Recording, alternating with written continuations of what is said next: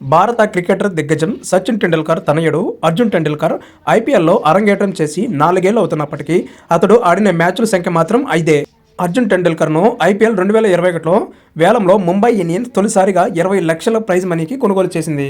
అయితే మొదట 2 సీజన్లో అంటే 21, 22 అతనికి తుది జట్టులో అవకాశం రాలేదు.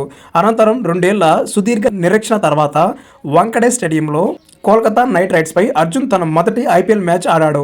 ఆ తర్వాత ఎస్ఆర్హెచ్తో మ్యాచ్లో భువనేశ్వర్ కుమార్ను అవుట్ చేసి తన తొలి ఐపీఎల్ వికెట్ను సాధించాడు. అయితే ఆ తర్వాత అతనికి పెద్దగా అవకాశాలు రాలేదు. ప్రతి సీజన్లోనూ ముంబై అతన్ని తమ జట్టులో కొనసాగించేది, కానీ తుది జట్టులో మాత్రం అర్జున్కు చోటు దక్కకపోయేది. కేవలం బెంచ్కే పరిమితమయ్యాడు లేదా నెట్ బౌలర్గా అతన్ని ఉపయోగించుకునేవారు.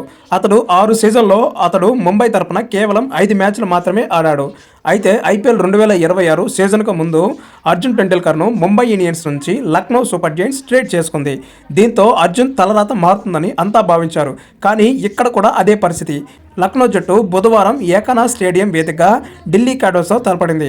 అయితే ఈ మ్యాచ్లో లక్నో తరపున అర్జున్ టెండూల్కర్ డెబ్యూ చేస్తాడని అంతా భావించారు, కానీ అతడికి ప్లేయింగ్ లెవెల్లోనే కాదు, కనీసం ఇంపాక్ట్ ప్లేయర్ లిస్టులో కూడా చోటు దక్కలేదు. లక్నో 4 పేసర్లతో బరిలోకి దిగినప్పటికీ అర్జున్ వైపు మాత్రం లక్నో టీం మేనేజ్మెంట్ మొగ్గు చూపలేదు. అయితే ఈ మ్యాచ్లో యువ పేసర్లు ప్రిన్స్ యాదవ్, మొయిసిన్ ఖాన్ అద్భుతమైన ప్రదర్శన కనబరిచారు. వీరితో పాటు senior fast bowler Mohammed Shami, నోకియా కూడా పర్వాలేదనిపించారు. దీంతో ఇప్పటిలో అర్జున్ లక్నో తరపున డెబ్యూ చేసే సూచనలు కనిపించడం లేదు.